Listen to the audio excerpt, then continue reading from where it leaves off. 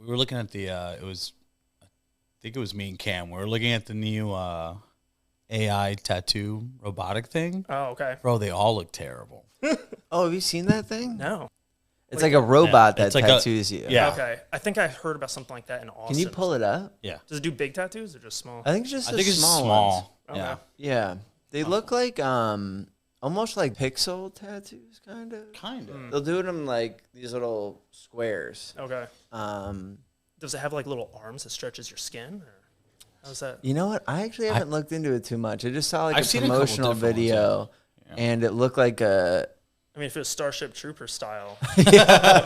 Oh shit! I moved.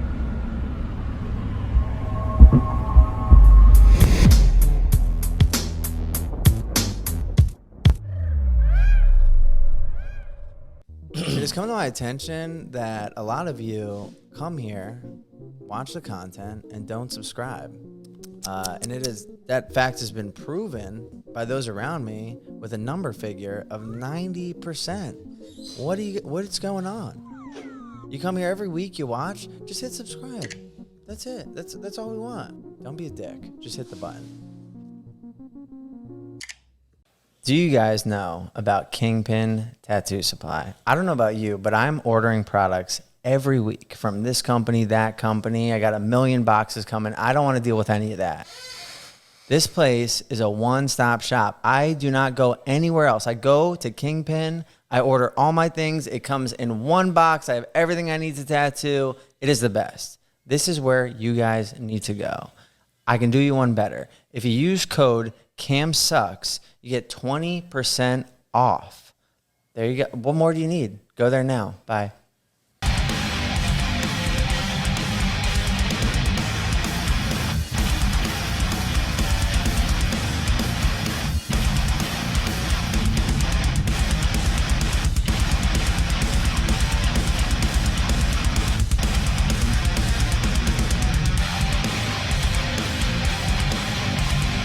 Where are you based out of? Troy, New York. Troy, New York. Yeah, it's a small little city, about 2 hours north from the city about. Okay. And then how long you been over there? Let's see. I opened my shop about 4 years ago, I think. Yeah, Nice. about 4 years ago, I moved there from Burlington. I was in Denver for a couple of years before that. But I initially started tattooing in the area I'm in now. Cool. Yep. You like the area? Yeah, it's all right. It's good for outdoor recreation. Nice. It's kind of like a vapid butthole culturally. There's not much there. Yeah. Albany's kind of like a bunch of old people that work for the state. You Yeah. know, it's not like a hip area, but it's a convenient location. It's easy to travel to. Is tattooing good out there? Yeah, it's all right. There's a lot of good solid shops around there. Sure. You know, nothing like crazy notable. You know, I don't think there's anybody that you would know of there per se, but there's good shops around. Because I'm always like curious about different locations, because I really feel like a location can like make or break a shop. Right. You know, and I've seen people go all kinds of different ways with it. You know, I'm going to open up in a busy city. Oh, I'm just going to pay the ridiculous high rent because the foot traffic will bring it in. Right. And then I've also seen friends like, yo, I'm a good tattooer. I'm going to go in the middle of nowhere and just be like the only good tattoo spot. Right. You know? Mm-hmm. And I've seen a friend or two actually like move to New York and open a shop and just become slammed. In the city? No, in like upstate. Oh. Yeah. Oh, okay. Who was it? Like Justin Riley. He's at No Man's Land Tattoo. Dan Picorni. And then like I'll go visit and like you just look and there's like no good shops around. So you just have like even people traveling from Jersey. And I remember thinking like, damn, that's smart. Like you guys will literally just not only be booked forever, but be able to like support your artists forever. Right. Like big fish, small pond kind of. Yeah. No, it's a good idea. It's a good approach.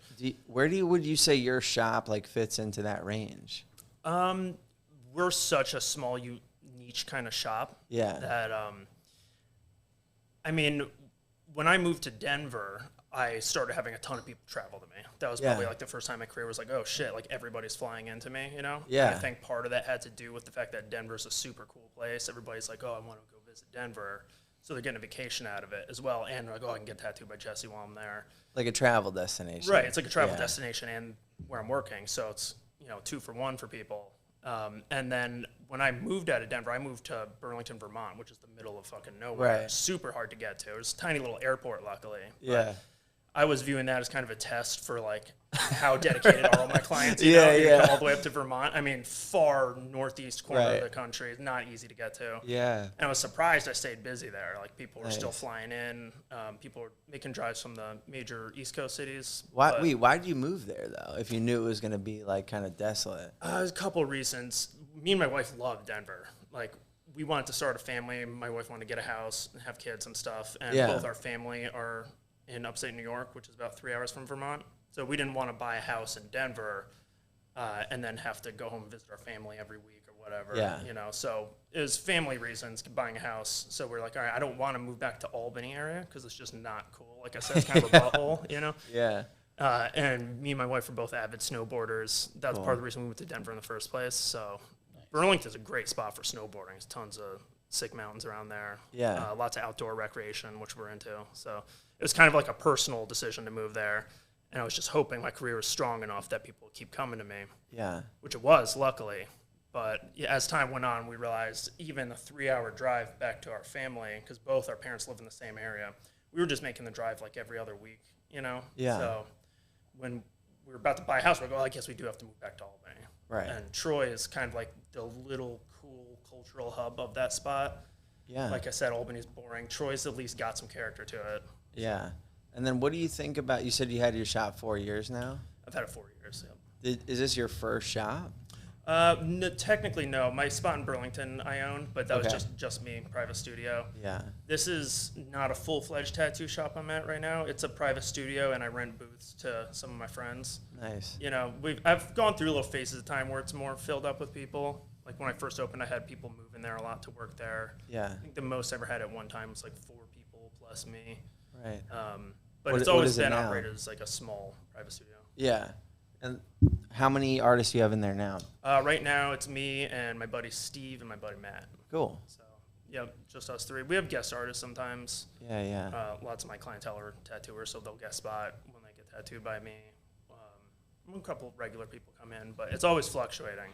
I have a lot of newer tattooers who have hit me up over the years to come work there, and I think maybe they like my work and they think it's going to benefit their career. Like, oh, I'm going to come work with Jesse, And I'm always open to that, but I give them a warning, we don't have clientele for them. Yeah. You know what I mean? It's a very, people are coming for me or they're coming for Steve or Matt. Right. People aren't walking in looking for tattoos usually. Yeah. Especially because I keep my door locked. So, the local people probably tried coming in. They wrote that place off by now. They're like, oh, the place is always fucking locked, so I'm not going to go. But that's funny, man. Yeah. Most of the people that have moved it's been a short, they'll stay. Yeah. I had one kid move for 3 months. I think he did 1 tattoo. He's all nervous, like, dude, I don't think I can do it. I'm like, yeah, man, I'm surprised you stayed this long. I'm not sweating. You're like, you already impressed me, man. Yeah. It was a good try, man. Yeah. Jessica, can you move the mic a little closer? Oh, of course. Yep. Thank you, my dude. Yeah, when we first opened Borrowed Time, that's how it was. We locked the door. Yeah. Yeah. Were you guys thriving? Because maybe we could start that back up. I don't know, because Tyler came over and he was working with Dan Price and they had their little private studio and it was new and cool to lock people out or whatever. So we were like, we should do that. Almost like Speakeasy. Nice. Dude, all the windows were tinted, dark, and we did nothing to decorate the outside. You'd have no idea it was a tattoo shop. Yeah. And then kind of like what you said, newer artists started working there and they're like, guys, no one can fucking find this place. Right. We still get that shit with a sign outside. Yeah. I think that works for some people though. It creates an allure, Yeah. It's people feel like they're getting a VIP kind of experience. Right. They're like, I didn't even know this was here. Right. Nobody wants to walk into a club. You got to fucking earn your way in there. That's the way to go. Right. Dude, we went to a restaurant the other night that was like that, and I got pretty fucking annoyed. One, that I had to ask someone for directions. I hate doing that. And, I couldn't find this place. And then you had to, go into another restaurant. You had to take a fucking elevator up. Olive Garden? Yeah. Very when you hear your family. I know that's, cool sometimes, but not when you're hungry. I've thought of trying to open my shop up and be more of a, like, not street shop, but, you know, maybe have a front desk person so people could come in. But it might happen eventually. I'm just too busy. I've got 4 kids right now, all super young. So, I'm like, you know, I'll have delusions of grandeur. Like, oh, this year I'm going to hire a front desk person. Yeah. Hire some of the walk-in artists who've shown interest over the years at walking there or working there. It's just a time issue for me, I think, right now. Yeah. But yeah, I don't think I would want to own like a full-fledged street shop, but at least having a front desk person would probably be nice eventually. Yeah, I don't know. I just feel like it's so common now. Like, man, tattoo shops and standards are just growing so fast. Mm-hmm. And, like, I'll even see, like, shops that, like, don't have managers or front desk people, and the artists are like, what the fuck? How do you even run the shop? Right. You know? Yeah. It's like, and just, like, what the expectation is with it. Mm-hmm. I mean, like we have them, but then it's also, like, okay, to have, like, a good one is kind of expensive. So then, like, now I have to have more artists, like, compensate for the expenses. And right. I'm just curious, like, what they're going to end up growing into. I see some of these shops that people are opening, and they're fucking wild, bro. And I, you know, we know, like, what tattooers charge, and even, like, really good tattooers. And I'm, like, doing the numbers on some of these, like, crazy marble palaces that they're building. And I'm, like, what are you guys, like, selling drugs out of the back? Yeah, like, dude. Oh, how it's do you crazy. make this work? Well, it's like Arlo opened that church, right? They renovated a whole church. It looks pretty sick. But that was my first thought, too. Like, man, how much dough are you spending on? It's crazy. Yeah. You know? Yeah, or even, like, some of the New York shops are, like, I don't know if they have, like, side businesses going or if they just, like, take big percentages from their artists or, like, what the deal is. Or maybe they're just like, fuck it, I want a cool place to tattoo, right. You know? Yeah. I used to guest spot at Last Rites sometimes, and that was right near Times Square. Yeah. I can only imagine what the rent was there. Yeah. Like, crazy. Yeah. You know? Super nice shop, though. Yeah, even in some of the, like, I've visited places in the city that are, like, on the second floor, and they're beautiful, but it's, like, $20,000 a month. Yeah. You know? Yeah. And it's, like, you got to get buzzed in and all these, right. Like, you have to know it's there. And I'm like, God damn. I like to keep my overhead down just because, like I said, it's a time issue. I can't be investing in my business, like, too much. You know, it's a nice shop. Yeah. But that's one thing I love about Troy, dude. The rent's pretty cheap. Yeah. So I can give booth rental to my artists for, like, a super cheap rate. Right. Not that I don't like money. I like money, but sure. Most of the people that work in my shop are just bros of mine. You know. Well, I feel like keeping the pressure down with anything, like, kind of lets you make better art. Yeah. You know? That's definitely been my focus, for sure. Right, and I think low margins is, like, great for that. We're always talking about that. Like, is there ways we can bring in, like, side revenue to take pressure off the artist? And I've seen, like, some people do amazing with that. I mean, I think one of the most obvious examples is, like, Bishop and Vatican. You know, they have their whole system going. Their supplies and machines and artists kind of all in the same building. And having, like, the company being so successful, like, takes pressure off the artist, right. You know, to provide for the family, if you want to. Right. Yeah, absolutely, you know? Man. Yep. So I like when I see that. We've tried to do that here a little bit, but especially in times like this when, you know, people are bitching about economy, maybe clients really aren't there like they used to be. Yeah. Have you guys been feeling that here a little bit? Yeah, we definitely have. Yep. We definitely have. I think, I don't know, we've been talking about it, like, is it a correction? Did the industry, like, kind of outgrow itself a little bit? Does it need to be halted? Is it just, like, saturated? That it's an election year? It could be a perfect storm, I think. Yeah. You know, several issues. Yeah. Yeah, I've noticed my emails slower. Luckily, I'm still able to work as much as I want, you know, but just not booked out as far as I usually would. Sure. You know, I've noticed the email slowing down a little bit. How you guys doing?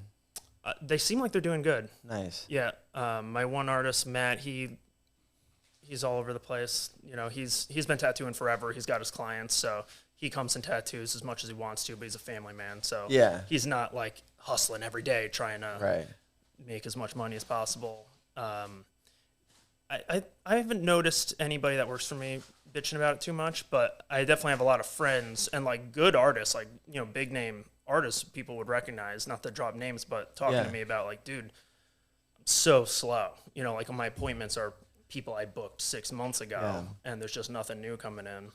I thought it was just me at first. Like, man, why are my emails so slow? But, yeah, apparently it's a thing. It's everywhere, man. We have people from all around the world that sit where you are, and they're like, yeah, it's died. Really? Like, emails are died down. Even other countries and stuff? Yeah. Wow. Yeah. It's the But dark ages. And like, we speculate whatever. I think it'll be like better next year for like a lot of reasons. But we also saw people's pricing just kind of getting like out of control. It's a little crazy, dude. Yeah, like a year or two ago.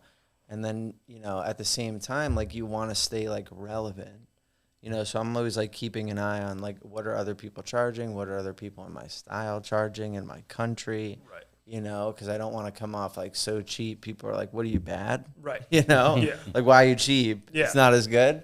That's what drove me every time I've had to increase my prices, honestly. It's just hearing what some other dudes charge. I'm like, oh, I guess I got to up a little bit. Yeah. Dude, even recently, like I went to this like convention thing, like this symposium, and there was maybe like eight or nine artists. And like we were like answering questions, and everyone asked, like the audience asked, like, what do you charge? What are your rates? Mm-hmm. And I think I was like the lowest. Really? And I was like, damn. So like, and this is like a month ago. I'm like, fuck, I think I have to raise my pricing, Yeah. But yeah, you don't want to come off as being too cheap. Yeah. And people are like, oh, well, why is he not good? Right. Is there some problem? But Right. at the same time, I'm always worried about cutting people out. Yeah. Because I like a lot of my clients, and a lot of my clients are definitely not people with a ton of money. Right. It's like metalheads who save up for a year to get a Yeah, tattoo. yeah. And I don't want to like just be a dick and be like, oh, you got to give me an extra grand. I know. Dude, and like a lot of my favorite experiences with clients are the people that like saved up all year. Yeah. It's sometimes like they're fun. the coolest people, dude. Yeah. And they're always super grateful for the work too. Yeah. They're like the people who are the most pumped about it. Right. And they never cancel. That's true. That's my favorite part. Yeah. I mean, man, you save up for a year for a tattoo. You bought plane tickets. Bro, I have that shit marked down on the calendar and like crossing them out until I get there. Yeah. How it used to be. That Right. shit was so much fun waiting for it. Yeah, and you don't want to like disconnect yourself from that. Mm-hmm. Or at least I don't, I'll say. I know some people maybe don't care as much. Because as you increase your pricing, like you change your clientele. Mm-hmm. And I feel like it's good to find like the audience that like works for you. Mm-hmm. But then on the other hand, if you are marketing to like a wealthier clientele, they're usually less affected by the economy. Yeah, true. So a lot of people that have these crazy high pricing, maybe they're only dealing with, let's say they're rich and famous, and it's like even in a bad economy, they're not as affected. It's true. They'll still get tattooed. Yeah. Right? Usually the middle class is really affected. Right. Affected by it. Yeah, it's true, man. Yeah, I haven't upped my rates in, 3 years or so. Yeah.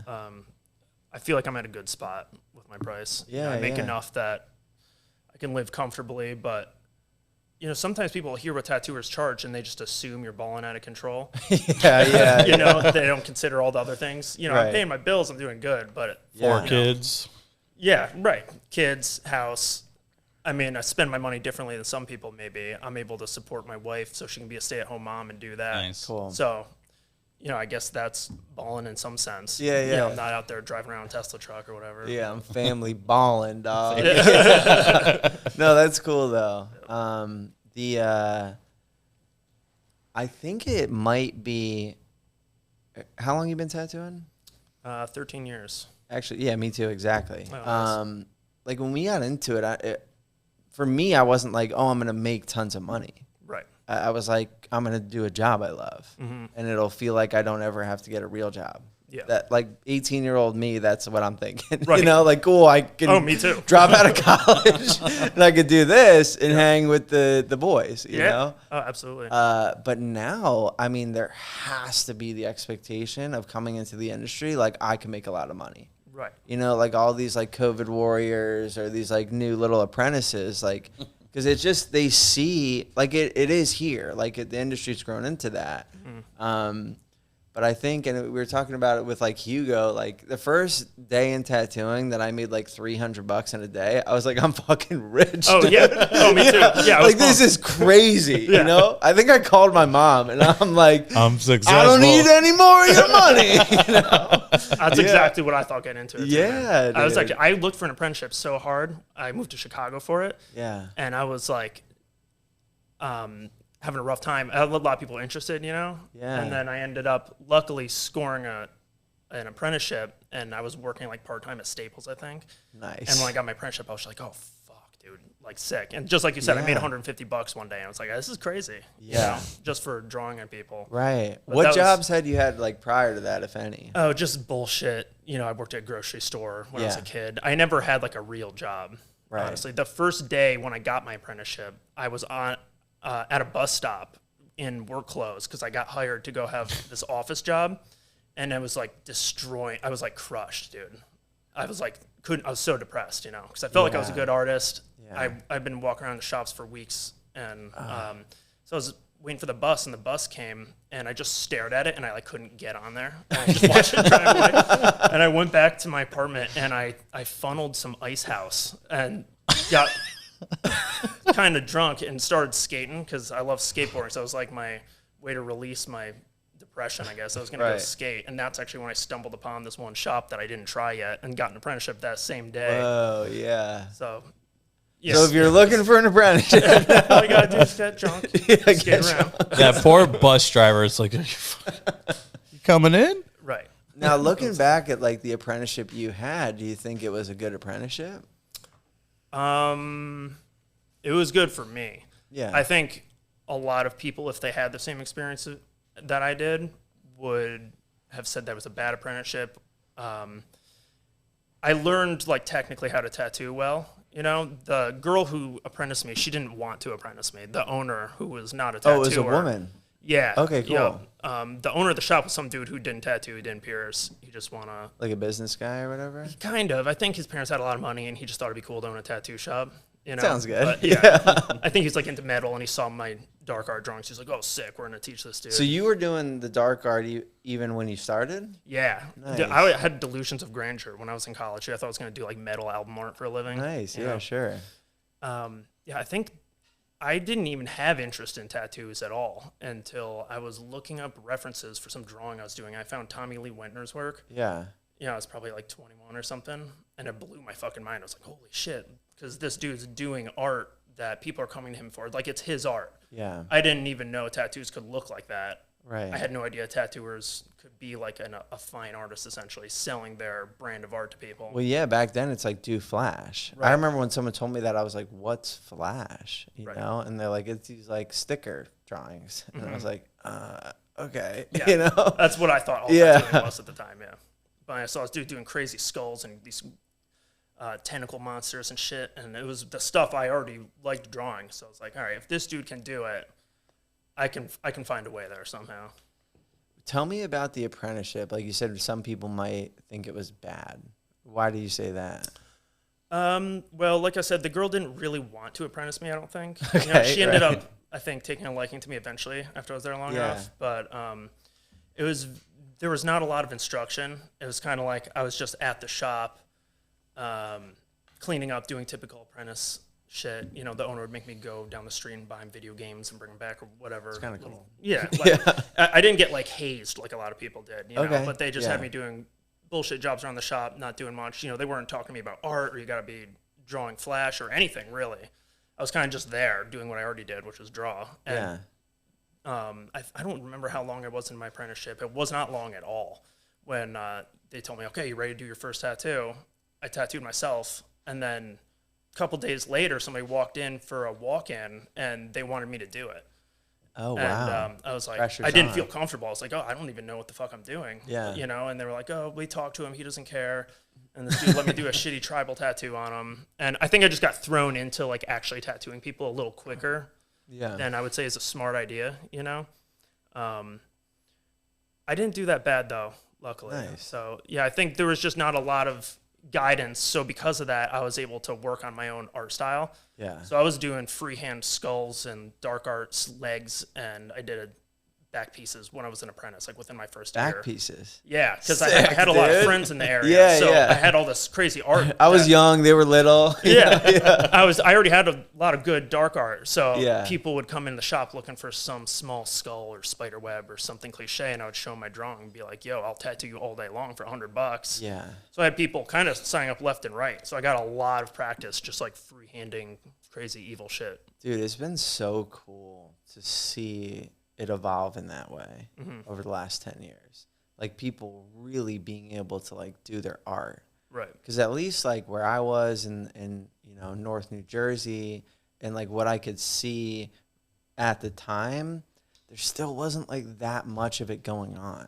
Right. It was a lot of the same things, or like a handful of artists would be like breaking this trend and they'd like do a piece that was their art, and then everyone would kind of copy that piece a little bit. Yeah. Be like, oh, I didn't even know you could do that in tattooing, you know? And then you saw like new school coming up and these different styles, and like people would just kind of like jump on because it was just something different. Totally. You know? Yeah. I think that was a good time, like when you and me got into it. Yeah. There was a lot of like quick evolution art-wise. Yeah. And a lot of like, I didn't even know you could do that. I didn't even know you could do that.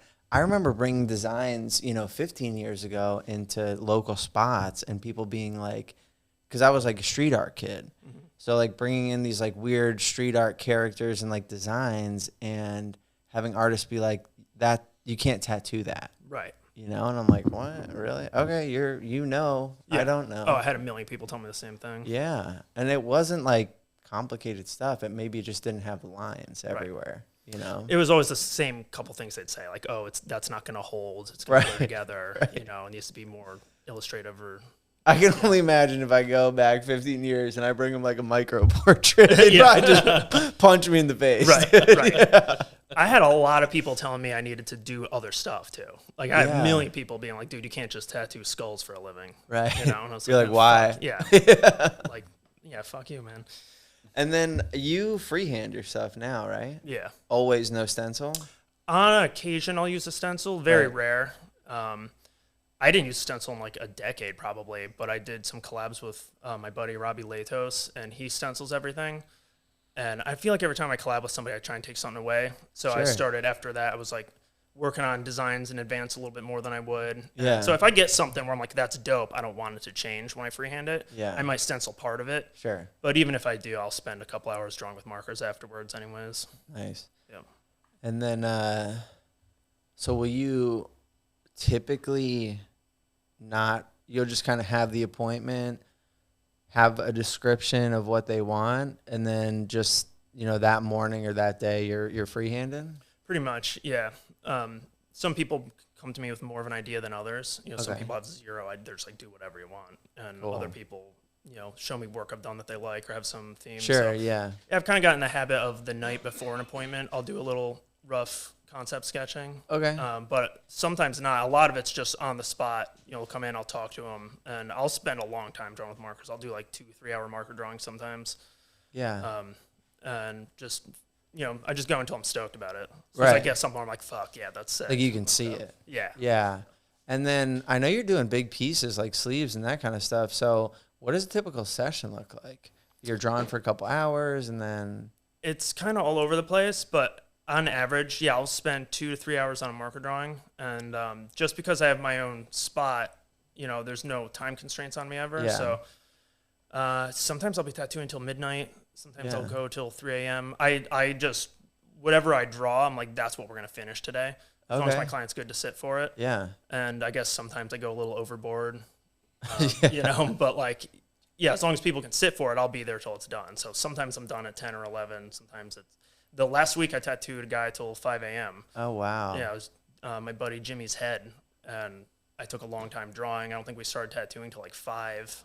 And Was that the one that had like the kind of thing down the middle and then the sides? oh, Or no, that was a crazy piece. Oh, though. okay. Yeah, that was like a 3-day piece. On this I was going to ask, like, with that, let's talk about that piece. So I'm just wondering, like, do you have to redraw? Do you line it in? Like, when you're freehanding these, like, big-ass pieces, you know, how do you continue on it? Right. Yeah, sometimes I'll overthink that aspect of it, but usually if it's something like that head, for example, Yeah. I think I drew the whole thing on tattooed one side of it, the markers get a little blurry on the other side, but in a situation like that, I'll just tell them don't shower in the morning, come back, and I'll just crisp up the marker drawing again. Yeah, like if you smell clean tomorrow, I'm going to be mad at you. Right, yeah. Yeah. Other times I'll do the opposite. Sometimes I'll, like if I'm laying out a sleeve, I might draw the whole thing shoulder to wrist, but half of it will be a little rougher. Yeah. So, because I know I'm going to do the bottom, and then the next day I'll come back and I'll marker draw the top. I understand. But that guy's head, he wanted to get it all done, so he booked 3 days in a row. So that was a little bit different because I think I had a rough concept of that already. Yeah. I kind of knew where I was going with it. So that was like, you can't shower. Yeah, I think it was sick, dude. I thought that kid was going to tap out in the first hour, man. He was shaking, freaking out. And he found his groove? Well, he was about ready to tap out, and he was like not having it at all. And I told him about this stuff called Kratom. And he was like, he's never heard of it before. But I was like, dude, sometimes I'll give this to clients. And so he started drinking Kratom, and it was like fixed him like instantly. Wow. He was just fine all of a sudden. But as soon as it would wear off, it's like every 3 hours he'd take more Kratom. And he started doing that way too much, and he was puking. So he'd drink so much Kratom, he'd go to the bathroom and puke. And he'd come back to the chair. You're like, all right, I'm good to go. Yeah. But I need some more Kratom first. Like, have you talked to him since? No. Does he still do great? Dude, he just got out of detox. It blew his mind. He's like, bro, I don't know what the fuck you just gave me, but that shit works. Yeah. Oh, wow. That was kind of the first client I think I gave Kratom to, actually. And now every once in a while, somebody's having a hard time. Now you know. Yeah. I'm cautious with it, though. Yeah. It'll turn people's stomachs. And I don't want to get anybody addicted to drugs. But sometimes you got to do what you got to do. I love that. Yeah. That's funny. We just... Give we just did like a 4-day back-to-back collab, my buddy and I, to like get a back piece done, and it was like rough. We were trying to a 4-day collab. Yeah. Oh, sick. Yeah. And like I've seen people like get back pieces done in like 3 days, maybe even 2 days. Just with our style and the way we did it, it was just longer or whatever. But it was a lot of like coaching the client and like, sometimes kind of being mean, like, come on, like, stay down, you got this, whatever. But it can be tough, and everyone has their, like, little ways, but just, I didn't even think of Kratom, dude. Dude, it works so fucking good, dude. It really does. I've never taken it. What do you feel? Kratom, it's a weird drug. Like, in different dosages will affect you differently. So a small amount will give you energy and focus. A lot will feel more like you took an opiate. But... what it does, it blocks pain because it binds to your opioid receptors the way an actual opiate would. But I think the real reason it helps people is it mentally calms you down. Like it just calms your nerves. So you're more comfortable getting the tattoo. I think you're more comfortable with the pain you are feeling. Not that you feel no pain on it, but it just puts people mentally in the spot where they're more content feeling. Gotcha. They got that at CVS? You can buy it locally, dude. They sell it all over the place now. It's mostly pretty bad quality, though. Like, if you just go to a local shop that sells Kratom, like a head shop or something, they sell at gas stations even, and it's all really bad. You shouldn't take that. It's like the lowest quality Kratoms. I buy it online from, like, a vendor that tests their product, make sure it's clean and high quality and stuff, and it's night and day difference. If you take some Kratom from a gas station, you won't feel it very much, so you're going to have to take more of it to feel it, and then it'll make you nauseous. You get good quality Kratom, you just need a little bit, and you'll be chilling.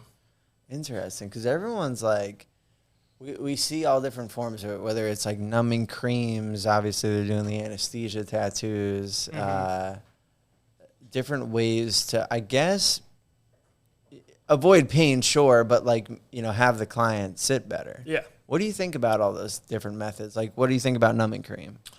I'm a huge fan of lidocaine. Sure. Bactine. I use the H2Ocean foaming nothing soap a lot. Yeah. I love that stuff. I don't think I'd finish as many tattoos as I do without it. Yeah. At a certain point when you're tattooing somebody for 12 hours, it doesn't matter how tough you are. Sometimes you get to a point where you need to use that shit, So would you kind of like sketch out your marker drawing, open the skin up, and then use it? Or how do you use it without wiping away your drawing? My drawing's long gone by the time I bust that out. Yeah, so, okay. Yeah, the way I work is kind of loose. Once I get my markers on there, they wipe away real quick. I use Tombow markers. So, I don't follow every little detail in my marker drawing. It's more of a composition.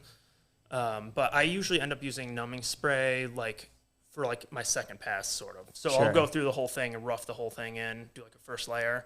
And then as I'm going through that, I kind of wait until I notice the client's freaking out. And then I'll start spraying them a little bit. And I ramp it up. So like at first it'll be like I'll do 1 or 2 sprays. Yeah, and then yeah. they're chilling for a while. And then maybe a couple hours later when I'm going back and hitting all those black areas again, then I'll start ramping it up and really dumping it on there. Yeah. But I've never been a fan of the heavy duty numbing stuff. Sure. Even though it works good, I just feel like I've seen too many people have like weird reactions to it. You know, it's so potent that I think sometimes it's fine, but maybe if you have sensitive skin, for some people, I just think it can increase your risk of having kind of a weird heel. Yeah, because people always ask, like, does it change the skin? And I'm like, yeah. Definitely. Like, bro, look at your skin. It's fucking red. Of course it changes the skin. I think it's really just like, does it affect you as an artist while, like, can you work with that weird skin? Is it affecting the heel, you know? Yeah. Yeah, it does make the skin a little weird to work with, but I mean, I've done it before and it's worked fine. Yeah. I just feel like even myself, I've had weird heels when I've used things like that. Yeah. And I don't know. I just think if you can do without it, just use the lidocaine. Yeah, you know? yeah. I always tell people, like, especially if it's your first, like, go at it, try it without it. Right. You know, because if you use it from the get, then you're always going to rely on it. Right. And as any tattooer knows, once that stuff wears off, you get used to that, then you're fucked, dude. Yeah. So like you start using that, you're gonna have to keep using it the whole time. Yeah. What do you think about the anesthesia tattoos? That's crazy. Yeah. I don't know. First of all, I don't know how. I mean, obviously you have to be really very well off to be able to afford that. I can't imagine how much that shit costs. It seems unnecessary to me. You know, Yeah. like. I guess it's a luxury if you have the money and you want to get a whole back piece get put under for it. I could see using it in some crazy scenario like, bro, I'm going to get 2 sleeves done in the same day. Right. And have a bunch of people working on me. But if you're just doing like one artist, just a regular session, it seems a little absurd, you know? Yeah. And it's dangerous too, right? Like, can't you die on that shit? Yeah, you could definitely die. I mean, you know, I know you feel shitty, like when you get anesthesia the next day. It's pretty common to feel like hungover. Yeah. Like having that in your body and like needing to flush it out. I mean, I've never like gone under to get a tattoo, so I can't like speak from experience. Yeah. But these are things that I would assume. Yeah. You know, I don't think it's much different from like a, you know, hospital. Right. I'd try it just for the hell of it. Yeah. If it was given to me for free. Right. Gian. It's funny because I feel like a lot of the dudes doing that are, you know, it's like a lot of professional sports guys or like rappers and shit. Sure. Which is kind of funny because not that I care about this element of it, but it's like, aren't you supposed to be a badass? You know what I mean? Yeah. And you're doing like you're taking the pussy route out, getting put out completely, but you're this hard dude, Right. you know? And you hear like every reasoning for it, like, oh, I have a crazy schedule. Oh, I only had one day. Oh, you know, whatever. I'm just going to pay for convenience. Right. And all that. And, you know, it's understandable, I guess, all of it. But another thing is like, and I've looked, there's only a couple sessions I've seen that actually like produced good tattoos. Mm-hmm. A lot of them seem rushed. A lot of them seem like publicity stunts almost. Yeah, like you know? have 12 hours to like finish a back piece. Like, it's like that's you're doing not enough time. You need like 10 fucking artists, you know? Bro. Right. I guess depending on the style you do, but it's just, I mean, I don't know. It's growing, so we'll see it improve and grow and whatever. There have been a few tattoos that I've seen that I'm like, oh, that I think that is a good tattoo. Mm-hmm. But the first couple that were whipped out, like I'm like, yo, these are garbage. Yeah, tattoos. I thought the same thing. Yeah. It seemed like more of a look what we can do. We did this crazy thing. Yeah. It wasn't like really dope art being done or anything. Yeah, it's like We were looking at It seems too far fetched. Like it's too out of reach for most people. So I just haven't even paid much serious attention to it because like it's just not realistic. You know, 99% of people are not gonna and can't do that. Yeah. So. We were looking at the I think it was me and Cam. We were looking at the new AI tattoo robotic thing. Oh, okay. Bro, they all look terrible. Oh, have you seen that thing? No. Bang Bang's doing it. Okay. What is it? It's like a robot that it's like tattoos you. Yeah. Okay. I think I heard about something like that in Austin. Can you pull it up? Yeah. Does it do big tattoos or just small? I think it's just I think it's small small. ones. Okay. Yeah. Yeah. They look like almost like like pixel tattoos kind of. Kind of. They'll do them like these little squares. Okay. does it have like little arms that stretches your skin? Or how's that? You know what? I actually haven't looked into it too much. I just saw like I've a seen a couple promotional different ones, video, yeah. and it looked like a. I mean, if it was Starship Trooper style. Oh shit! I moved. My bad. Can you do it over? It does seem like something that could eventually be a thing if enough, research and development were to be invested in that. Because, theoretically, I guess you could have a 3D model of somebody's arm. Yeah. You draw a whole sleeve using like ZBrush kind of program. Yeah. And then you get the client. You get the client's arm 3D rendered, so it's their arm in 3D. And printer technology is good enough. I don't see why that couldn't exist. But at the same time, the logistics of stretching the skin and all the angles, it seems kind of far-fetched. Yeah. I found one that actually our boy Donald, who was here last week, he's talking about it. I just want to see if there's a video on there. So it looks like that. Whoa. I can't tell if he's still showing it, but it looks like a conveyor belt. Right. Yeah. So it's doing small pieces, I would imagine. Yeah. This is one that one of the boys sent me. Where is it? I mean, I think 100% it will become more mainstream I would imagine so. to have that. And then they'll, I mean, technology grows so fast, it could definitely turn into a thing. Whoa. That's probably one of the better ones, but I've seen some really gnarly ones that are just garbage. Put me under, dog. Oh, that looks fucking crazy. like, what's going on? I don't know if I trust that. I feel like it loses the I mean, if it got to a point where it could do a whole sleeve on somebody, that could be cool. Still wouldn't trust it.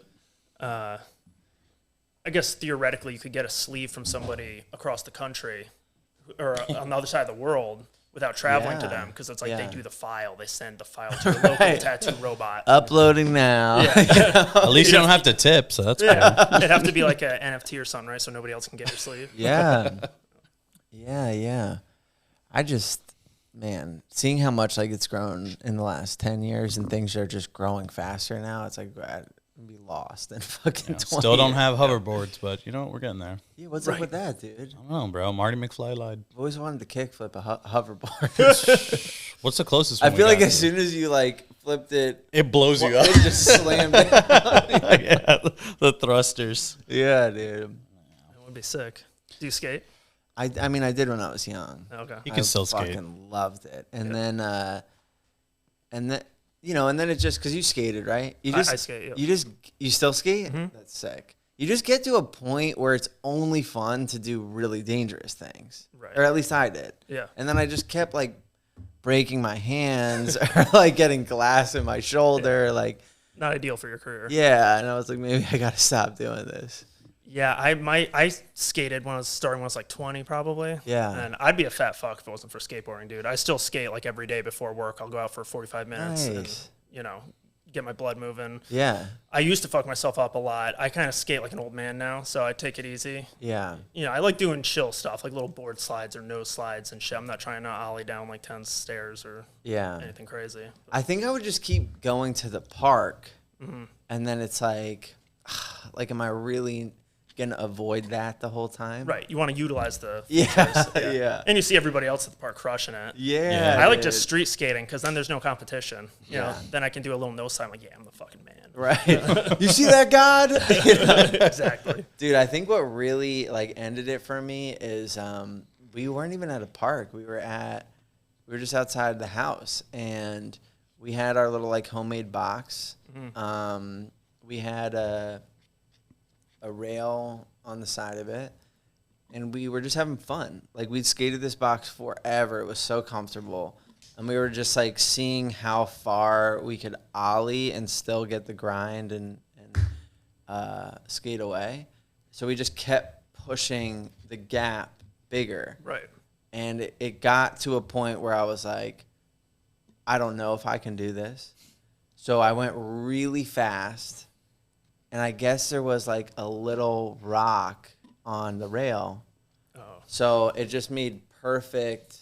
And it was so far, I think I was going for some kind of nose 5-0 or something just to catch it with that. Yeah.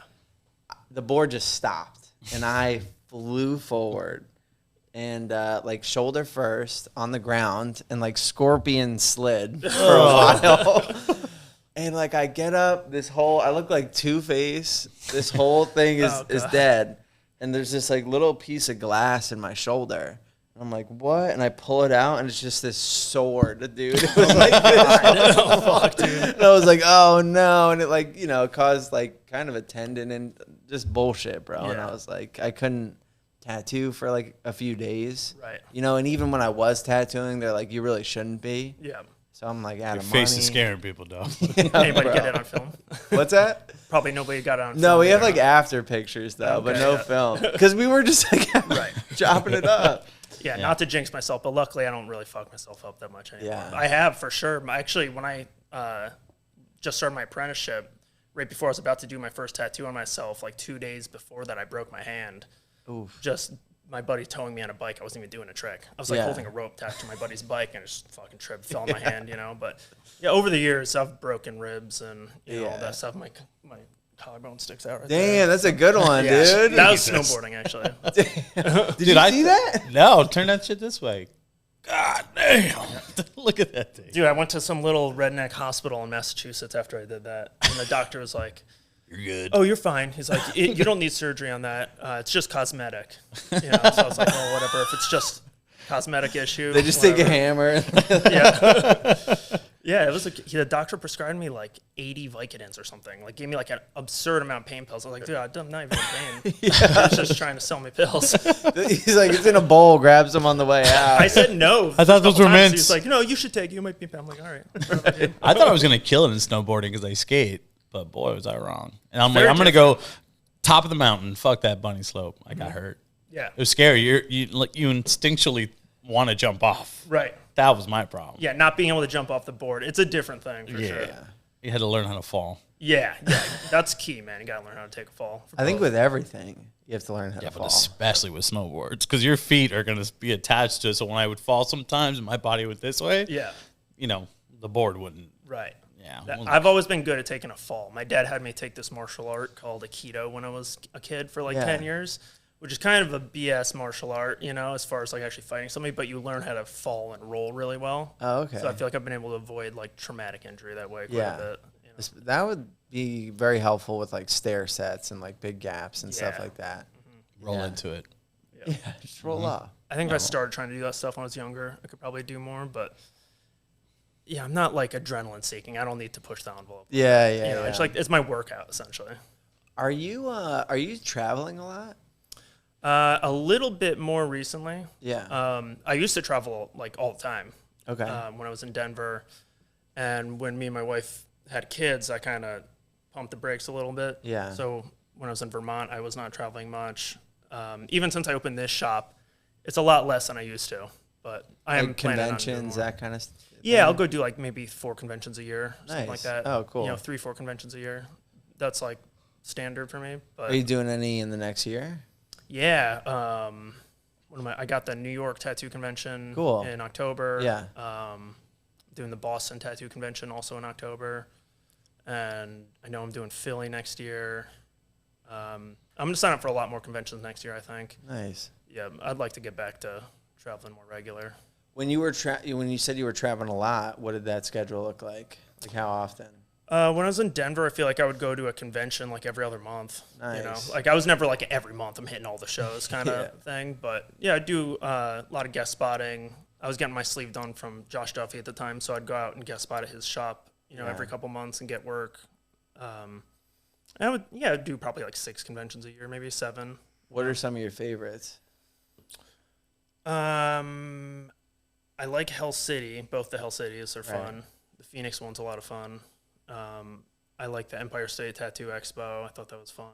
Were you at this one this year? That was actually the first year since I started that I didn't do it was last year, which was weird. I wanted to do Hell City, Ohio, and the conventions are like back to back with each other, so I don't like being gone from my family that long. Yeah. So. But yeah, I had done the Empire State every year before that. It's easy for me to get to. Yeah. And then I feel like there's a million conventions now. Mm-hmm. How do you decide like what's a good convention and what's a bad convention? Well, I have like this group of conventions I've always thought are good, and I Yeah. stick to doing those a lot, you know. But if there's some new show I want to do, you know, I'll look at the artist lineup, see who's there, Yeah. and combined with where it is too, because if it's somewhere cool that I want to go to, even if there's no notable artists on it, I might Yeah. do it just to have a reason to go to that area. you So know. like good location, Good location. good artists attending. Yep, good artists attending, and sometimes I'll ask people like, "Oh, have you been to this show? Is it good?" Right. Yeah, I haven't had like a lot of terrible show experiences, honestly. Nice. Yeah, but I don't have like crazy expectations either. If I'm going there, I'm like, I've got my clients, you know. Yeah. I'm not going there trying to find new clients. Yeah. I mean, not that I don't want to get new clients, but just, you know, I'll book myself already, so I'm not like sweating, hoping somebody comes up to my booth. Right, right. I with all the new conventions coming up, I'm always curious, like what new flavor, theme, entertainment, like people are gonna bring to these conventions, and like how are they gonna set themselves apart Right. from other locations? Definitely one of it. You know, one of them. Artists too, but now it's like there's so many fucking amazing artists. It's like pretty hard to go to a show that doesn't have that. Right. You know. It's true. There's a lot of shows now, man. Yeah. Have you done any overseas? It's been a long time, but yeah, I did the Milan tattoo convention, Yeah. the Brussels tattoo convention. What's a long time? Those were probably 8 years ago since Gotcha. I'm going overseas. Yeah. Yeah, it's been quite a while. But I liked it, man. It was a fun experience for sure. Yeah. I'd like to get back to doing that. It's just I hate flying. So Oh, you don't like flying? Drove I down really here. yeah, I drove down here. Okay. Yeah.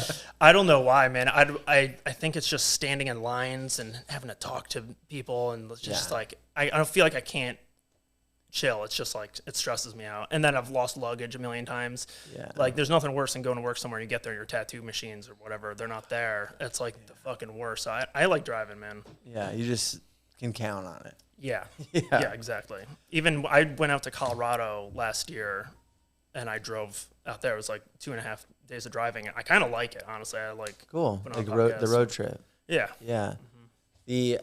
I always wear AirPods, but for the airports, I got like over the ear headphones, and that does deter the people. Yeah, that's a good idea. Yeah. That's good. Clear, like, don't talk to me sign. Yeah, like I'm not, because sometimes it is a lot, or sometimes like, you know, it's a normal daytime, but like you've been traveling for a while and you haven't fucking slept, or you know, and you can't expect other people to just know that. Right. So that's just like, hey, I'm done. Yeah, You know, like leave me the fuck alone. I also have an irrational, like, fear that I'm going to die, which is not crippling. I know some people, it's like they're literally shaking with fear. It's Yeah. not like that. I just have this subtle anxiety for the week leading up to it where I'm like, man, Yeah. I'm going to trust my life to this flying tube in the air run by people who can't seem to even like manage the amount of seats they have on a plane. Yeah. I know it's very irrational, but it is still, I've got this, you know, I could die. Yeah. So that's part of it. Dude, I'll have these reservations, like, because I don't like to check bags. Probably similar to like what you're saying. Like, I just like to have it with me. Yeah. You know, so I've gotten it down to where like I can do backpack and check bag, and I can go like anywhere in the world for like 3 weeks. Yeah. With I got that Just down. your backpack. Yeah. And but like they do that bullshit where they like run out of room and they're like, we'll check it for free. Right. You know? So I'm sitting there ready to fight. Like every flight, dude. Right. Like, and you have to get like in those first boarding groups to like make sure. Totally. And like I'm also that asshole that will like walk to the back of the plane and like put my bag up there if need be. Yeah. Because like you said, if I like lose the bag, I'm gonna freak out, Oh yeah, you can't trust those fuckers, dude. dude. And I've even had experiences like traveling where they like, oh, we'll check your bag for free, and they break the fucking bag, and it like can't close and shit. That And same like thing's happening. now I have to walk around this country I've never been to with a bag that won't even close, like holding it, Yeah. like a fucking Oh, dumb yeah. American I've asshole. had to like duct tape my shit before. Yeah, bro. So like Those hard now, shell cases sometimes. they'll yeah, crack. yeah, dude. Now, like, I'll like go in the line and I'll be like, you know, they'll be like, oh, we're gonna like check it for free, and I'll be like, do you mind if I just see if there's room? And like, if not, I know that's annoying, but oh no, like, so if that doesn't work, I'll be like, okay, is there like any any way we could do, because there's also like some closets. Like I'll go through like the whole thing, but if they like force me, I'm like, all right, what's your name? Yeah. You know, because I'm gonna hold you responsible for this. You know, That happened in California, and I've done that, and sometimes they just let me go. They're like, check. Check. Actually, we got. Because I can't tell you how many times they've said that, and I get on the fucking plane, and there is room. Oh yeah, I think they just say it because they know that there's limited space, so they're trying to anybody they can convince. Yeah, you know, wrong person. Yeah, you were there for one of those times. I was just behind John, like. Do you ever do other things when you travel other than work? Like, you're the kind of guy goes there and works, goes right home, or you take some days for a vacation? This year I've been like a work and go home. I think because I guess for those reasons, like I just wanted to like come back to family. But we will, if I'm in work mode, I'm very much in work mode. Yeah. You know, maybe on like the last day, I'll like do something. But I feel like on that Monday after the convention, I am pretty eager to get home. But I've done that. Like I'm fine with like going to Europe for 3 days. Or like, you know, we're doing Australia. I think I'll do like 5 days. But I'm okay with that. Like going, getting set up, working, and then like just coming home. Yeah. If I'm like going to, so this is what I'll do. I'll do that for work, and if I really like the place, I'll like come back and be like, yo, we should do a personal trip out there, Right. and like not work. The guest spots are like a little different. Guest spots I'll usually like chill. Yeah. Like I have one in a couple weeks, and like I'll go out there, I'll hang with a friend for a couple days. And then maybe I'll work for, you know, a couple days and then come home. Right. Yeah. Yeah. I'm kind of the same way. I'll go work, come home all the time. Yeah. I always wish I took an extra day or two, but kind of like you said, I'm anxious to get home usually, especially with the wife and kids at home. I like to. Yeah, because they're not efficient. traveling with you, right? Not anymore. Not since we have kids. Was your My girl- wife used to travel with me quite a Nice. bit, though. Yep. Yeah, we did like a 6-month road trip when we moved back from Denver and just hit a bunch of conventions Oh, and guest cool. spots, so that was fun. But So she's like familiar with the tattoo world and the oh yeah, convention. yeah. She's. I wouldn't say she's like super into tattoos. You know, Yeah. she thinks they're cool. She's familiar with Does the way she have everything any? works. She has some tattoos. Yep. Nice. Yep. Not a ton. She's got a sleeve from me, partial sleeve, and a rib piece. Will you ever finish it, or is it Probably it not. finished? I don't think she gives a fuck. Nice. Yeah, she's busy keeping kids alive. She's like doesn't give a fuck about her tattoos. But yeah. Like, you think I'm worried about this? You know? But when she traveled with me, we would take some personal days after shows usually. Like you said, I'm in Yeah. work mode beforehand. You know, I want to focus. Right. But if anything, it'll be like a couple days after the show, we'll go do something. Yeah. But I've found if I'm going to go do something non-work related, I'm going to go do something non-work related. I'm not going to try and work there. Yeah, and I went to Colorado last year just for a personal trip, and I was like, all right, No I have work. a million clients there, Right. but I was going there for an elk hunting trip. So I'm you like, can't I'm let not them know you're going there either. Yeah. The clients. Right. You Yeah. know? Yeah. Oh, I did. I posted something about my elk trip I was on, and I immediately had like clients like, bro, when are you tattooing? Where are you tattooing? I'm like, I'm not fucking tattooing. Yeah. Yeah. Also, it's like if you go for work and then it turns into personal, like a lot of times it's like, yo, I'm going to work. It's stressful. It's a lot of fucking work. It's no sleep. It's tough. Yeah. I mean, I love it, but it's very tough. And then if I make it personal or I bring friends or family, like I'm just going to lose money. Right. Which is the other part of it. Right. And it's like, yo, if I'm going to like lose money or like it's going to actually like cost money, I'd rather just like go and not work at all. Yep. You know? So for me, that's just like why I've like kept them separate. There have been a couple times that I regretted that, like, because we did the Milan show this year and I went home on Monday and they all went to Rome. And I kind of was like, fuck, I should have did that with them, you know? Mm-hmm. So there will be like those times sometimes. Yeah. But now I'm like, oh, okay, maybe I'll just go back and visit and like go to Florence and a couple places and like check it out. Yeah. Not have to worry about drawing in the morning. Right. Totally. Yeah. I did the Wildwood show last year with my family. We stayed in Jersey. Yeah. Okay. Yeah, we stayed for like an extra 5 days there. We didn't realize what that place was, I guess. Yeah. Showed them like, oh, it's sick. So we stayed for an extra 4 days and took my kids to do the water slides and shit. Nice. I never realized what a huge pussy I am, apparently. But you don't like the water slides? Oh, I liked it. It was fun. I was just like scared. Some of those things are terrifying, man. Holy shit. There's one slide that's just like straight down. You're like 5 stories up, flattens out, and you like get airborne for a minute and come back into the slide. And my wife did it. I was like, oh, I'm way too much of a pussy. You saw her fucking I saw her fly, do it. You're dude. fucking crazy. I'm not doing that shit. Did the kids do it? No, that was too big for my kids. Gotcha. But my oldest daughter was doing some pretty big ones with me. They would have flew off that. So. Yeah, right, yeah. Yeah, there was. You go first and then catch them. Yeah, I did the one at Blizzard Beach. I don't know if you've ever been there in Orlando. Never been there. Yeah, it's like a trap door. Like, they make you like stand up and like lean a little yeah. back. That's cool, bro. It's scary, bro. Those are crazy. It's dark inside? Yeah, the first drop, it's a little dark. Yeah, but my body didn't touch the slide for a while, bro. I'm like straight down. Yeah, never again. Whenever I'm at water slides, I always think of this place near my house, Zoom Flume, where this dude broke both his ankles because he went down this water slide that had no water in the bottom of it. There was some problem where they didn't put a plug back in the bottom. It's like the first guy riding it that day. And it was like this big story around my area. This dude went down and broke both his legs or ankles or some shit because he just flew into this concrete. Yeah. You know? How much money did he make? I would sue the shit out of them. Oh, I'm sure he did. Yeah, that slide's still there. It's just 20 years it's been sitting there, like, not in operation.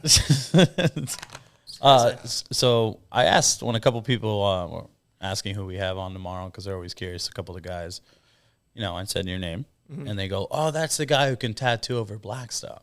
I didn't. Are you known for that? I wouldn't say I'm known for it. I have done a few pretty serious cover-ups like that. Like I think I've only done one like piece over a legit blackout piece. But I've done some like heavy cover-ups. I wouldn't say I'm very well known for that. I mean, Oh, you are.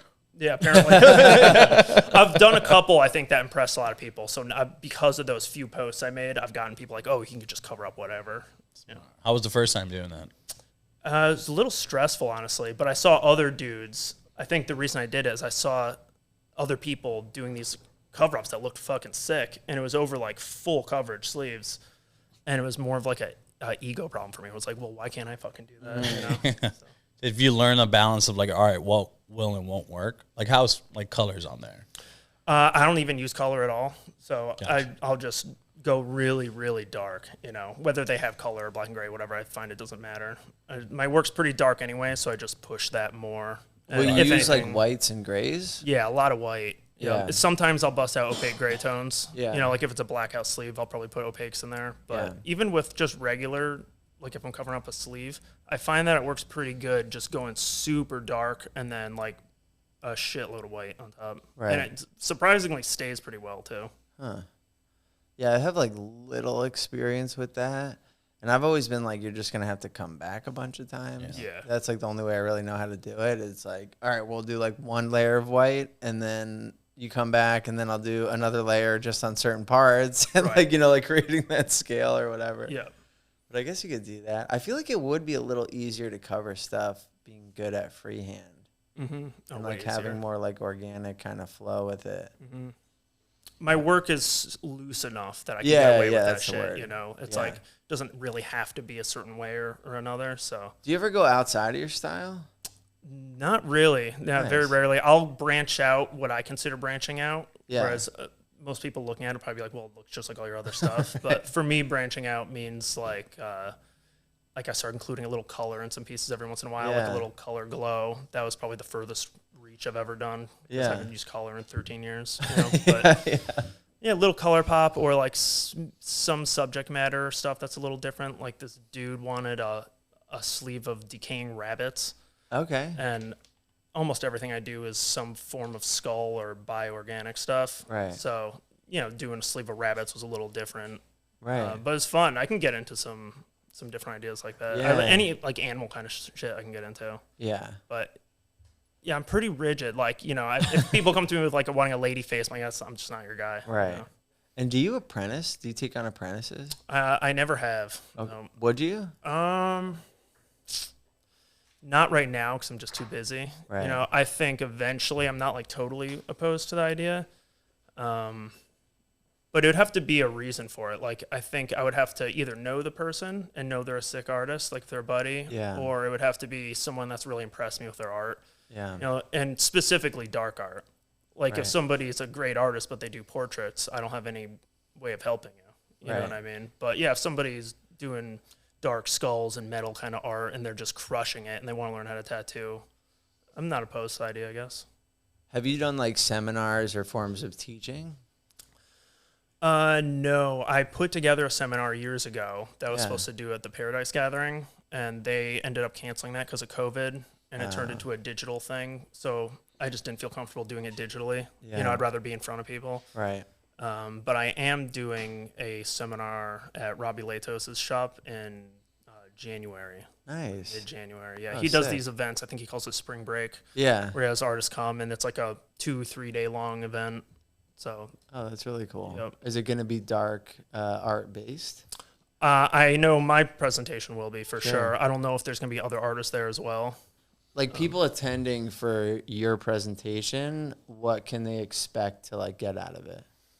That's a good question. I'm still formulating that. Okay, yeah, I but guess it is kind of far away. Yeah. Well, I still know where it's going to go, though. Yeah. You know, it's going to be, I'll probably chat with people for a while, just as like an icebreaker kind of thing. Yeah. And I'll cover all the things people usually ask me about. Like, people are always curious about my marker drawing process and the creative aspect of it.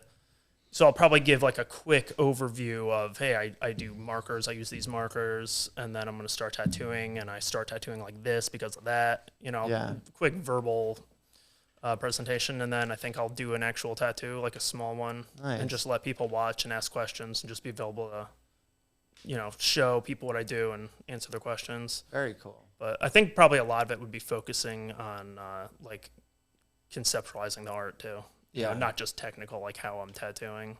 Yeah. I think the art aspect of it is more what people are interested in. Now, people that are interested in, you know, this like darker art style that you do, but maybe they're still finding their way with style and art in general, do you like have any like tips or experience you could give them to help pursue that route? Yeah, definitely. I think, at least speaking for people that are doing similar style to me, like dark art freehand kind of guys that want to do that and get better at it, I always tell people to not be afraid to have some role models and figure out, like, take your 3 favorite artists and look at their work and think, like, what is it about, really find out what it is about their work that you like and what is it that you want to do. Like, if not telling people to copy, you know what I mean, but maybe compare your art to your favorite artist and really boil it down to what are they doing different than me, like, and what is it I even like about their art better. So I think some people don't even know. They're just like, oh, I love this dude's work, but do you really know, like, why do you like it that much? You know, like really break it down. Like really break it down. Yeah, like what are they doing? Like, how much skin is showing in your work? And how much skin is showing in their work? Like, do you want it to be dark and saturated like that? And if so, why are you leaving all this open skin? You know what I mean? So, like, yeah, I always tell people to find some role models and really figure out what it is about their work that you want to include in yours. No, that is good advice. Without copying, of course. Sure. You know, I'm not saying a copy, but, like, it's good. You can learn a lot from looking at other people's work, you know? Yeah, I know a couple buddies that are like doing, you know, seminars or like forms of teaching and just breaking down. I guess it's exactly like what you're saying. Maybe it's like the next step, like breaking down like how you're going to structure your pieces and stuff.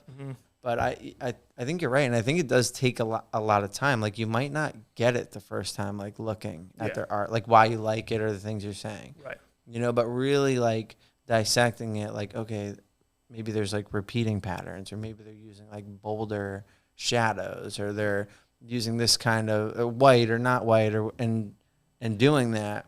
I even remember, because I love the style, like the dark art stuff. I think it's so cool. It's like different from what I do, but it's so attractive to me. And I remember that I was watching Brandon Herrera do like a back piece, and to me, like, just with his style, he was just kind of like doodling, kind of. And then I was like, you know, like, what's your plan or whatever? He's like, I don't know, I'm just gonna do this a little bit. And I'm like, oh, that's cool.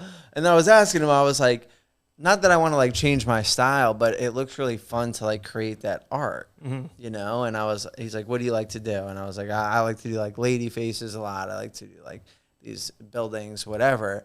And I remember he was just like on my iPad with like the liquefy tool. And he's like, look, now it's weird and like dark art. And I was like, what? And, dude, when I have like free time, I'm literally just grabbing like really beautiful women's faces and just like manipulating it to make it all fucked up and shit. But it was like a little like trick or like piece of advice that he had given. Right. And I'm like, now I can make like fucked up, creepy lady faces, you know, or whatever it is. And then, but the freehand thing has always been really attractive to me. And like just getting lost in like creating textures and body flow and, you know, even like patterns, mirroring images, but it just looks like calming to do, like meditation almost. Right. You know, do you get that while you're tattooing? Oh yeah, definitely. Really I think satisfying? the process of creating is the most rewarding part, honestly. Yeah. I like the finished product and all that, but like one thing you just said is that it looked fun doing that. Yeah. And that's one aspect that I think is important is like, in order to make your art better, you got to figure out what it is that's fun for you to do. Yeah. You know, like you should fully enjoy, like you should be pumped to go do a tattoo because you get a chance to do this thing that's super fun and rewarding for you. Yeah. So I think if you can connect like what it is you enjoy doing and have fun with your piece, obviously it's going to come out a lot better. There have been some forms of art that I'm like, that's really cool and I want to try it. But the whole creation process, I was fighting and it was a struggle. Yeah. You know what I mean? And I was just like, man, I don't think this style is like for me. Right. Especially experiencing something that like, I'm like enjoying the whole process of it. Maybe comparing it to like when I was young and I do like coloring books. And like I knew it wasn't going to be like a masterpiece, but it was really just fun to do. Right. You know, and then like taking that and then, you know, having that experience and being satisfied with the end result, I think it's like, yo, that's your style. Whatever you feel like with that, do that. Right. You know? Yeah, I think if you enjoy doing something enough, you're going to end up finding your style in there somewhere. Yeah. You know? Yeah, I think people get caught up a little bit as like trying to identify themselves with their style, like, oh, I'm going to be this guy or I'm going to be that guy, you know? And I don't think you're going to find your style doing that. I think you're going to find your style making the art you enjoy doing and doing it regular. You know, it doesn't have to be a tattoo. Like find some sort of art medium that you like working in and figure out a way to maybe translate that to tattooing somehow. A lot of artists early on, or maybe even now, like when talking about style, they're like, what do you doodle? You know, like when you're, for me, it's like if I'm like, like watching any presentation or even if I'm on the phone or like what am I just mindlessly creating? Right. You know, and sometimes that can like lead you to maybe where you're supposed to go. Oh, that was just a suggestion I got and I was like, what am I doodling? Yeah, You know? I mean, mindless doodling is a great technique, dude. Yeah. Yeah, I do that all the time. You know, just do a bunch of scribbles and try and pull something out of it. Yeah, yeah. I tell that to people with the texture a lot because one thing I get asked a lot, at least by freehand artists, is the texture element. Like, how am I coming up with the textures? Which is more of like a muscle memory thing than anything, you know? But it's what you just said. It's just loosely letting weird organic hand motions happen and then figuring out a way to make it something more than just chicken scratch, you know? You can, but a lot of texture is literally just chicken scratch. It's just controlled chicken scratch, you know? Are you using a lot of liners, mags, both? Yeah, I use both. I use a 7-round shader quite a bit. Cool. And 27 curved bug pin mag. Yeah. So those are the two, like that's like 90% of my tattoo is those two. But I'll use 11 mags, and I'll use a liner too, like a 7 liner usually. Yeah. Just to kind of tighten up. You know, if I do a bunch of texturing with a 7 mag, or I mean a 7 shader, go over it with a mag, and then the third thing would be going in with a liner. Just really make and it add sharp. some real sharp little spots, Yeah. but only here and there. I think a big thing with texturing is like balancing it, you know? Yeah. You don't want to apply the same texture to everything. So getting that like soft to sharp contrast. Yeah, yeah. The needle can be like just as important too. You know, like I remember like early on in art for me, I'd have like different markers or pens or paintbrushes, and like each tool I would associate with like the kind of art I was going to produce. Right. You know, and so like not only like finding your style, finding your texture, but finding your tools, your needles. Right. You know, Oh, it can change everything. Yeah, yeah. And I'm always curious like what different people are using. I've even like seen like color realism artists, like they're like, I'm only using the round shaders. You know, you see the black and gray. Like I'll use a 3RL. That's more common now. You know, are using big mags, small mags, but because when I think when I look at like when I think of like 27 mag, I'm thinking like big smooth back piece or something for me. You know, and then whenever I'm thinking about like liners, I'm thinking about details and like tight, you know, edging things off and whatever. Switching those can have a great effect, though. Yeah. Depending on the style, obviously. But, yeah, that's another thing I'll tell people is if you're trying to come up with a texture and it looks too uninteresting or you want it to be different, yeah, literally switch your needle. Right. Stop using a 7 shader for your texture and bust out the 27 mag and try doing those small textures with the edge of a 27. Sure, yeah. And, I mean, yeah, that's a big way of how I make my texture. Right. Yeah, and you want it to look a little, it doesn't look finished. You just get out some random, sometimes I'll pull out a 13 mag that I don't even usually use. Right. And start edging it in, and it changes things. Dude, all the time, like maybe I'll like need, this happened the other day. I'm like, yo, I need a 5-liner or something. And I ran out. I'm like, yo, who's got a 5-line? And I'll get one, but they'll like, also try this 4-liner or like try this weird needle. And I'm like, fuck it. Yeah, give me that shit and just mess around with it. Yeah. See what it produces, you know? Absolutely. Or yeah, I mean, like even on a small piece, you know, if you're doing a hand piece, like you said, you think of a big back piece for a 27 mag. Yeah. I use a 27 mag on even a small hand. Yeah. And yeah, it's, you know, switching up your tools can have a really big effect. Yeah. Have you, like with how new tools have come out, new things, you know, even like AI or whatever, have you factored that into your routine, into your tattooing, some of the newer things coming out? Like new machines, you know, new, like I said, AI. I don't experiment with new stuff too much. Like the AI thing I would be interested in. Yeah. I just haven't sat down and played around with it yet. Right. I think it could be a useful tool for sure. You know, putting your art in and seeing how that machine recreates your art. That sounds super interesting to me. But I haven't done that yet. And I don't experiment too much. I mean, a little bit, but if I have something that's working the way I want and there's no problem, I'll keep using. Like I've been using the same machine for 3-4 years now. What do you use? Inkjecta X1. Nice. Yeah. And I like the Flight Nano too. Sometimes I'll bust that out. Yeah. But have you fucked around with other machines?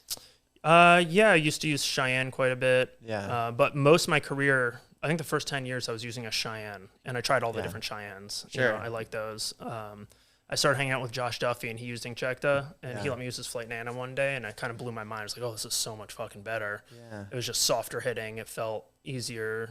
It felt like more gentle on people's skin, too. So then I used the Flight Nano, and then I switched to the X1. Inkjecta sent me one of those a couple years ago, and that was cool. You know, the cordless aspect of it, I think, is what I really like about it. Right. I almost like the Flight Nano better, the way it hits the skin, but the X1 being cordless kind of sells me on it. I like both of them. But yeah, I haven't experimented with a ton of other machines. I've used other machines, but I've never been like, okay, this is dope, I'm going to keep using that. Right. You know? Do you feel like, I know you said you moved to a quieter area, you haven't been traveling as much. Do you ever feel disconnected from the industry? Oh, definitely. Yeah.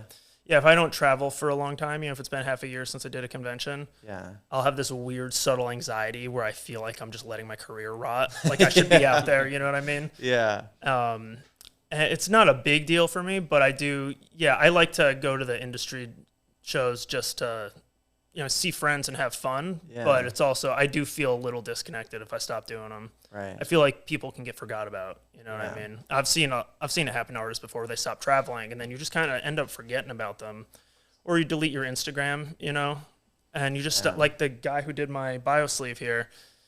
He's a dope artist, and I realized the other day that he doesn't have an Instagram anymore. Damn. I went to look him up, and like I haven't thought about him forever. I was thinking about maybe having him touch up my sleeve. His Instagram's not there anymore.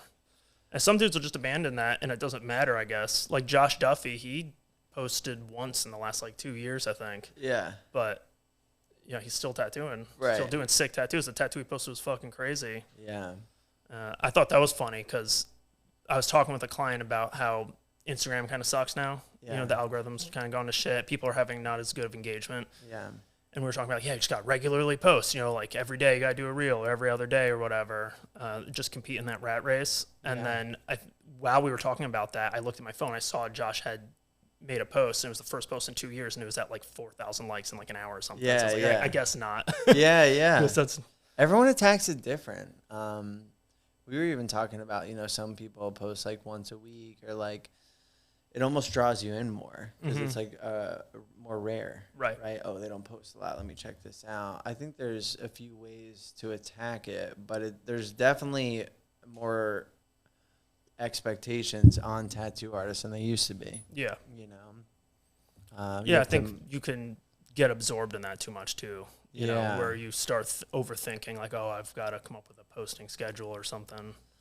Yeah, and it's interesting. We'll even have like new artists come to like interview, and I'll be like, what's your clientele look like? And they're like, well, I have this many followers. And I'm like, well, what's your clientele look like? Right. And it's like not that good. And it's like, but I have this big following. And it's like, okay, but have you learned how to like translate that? Right.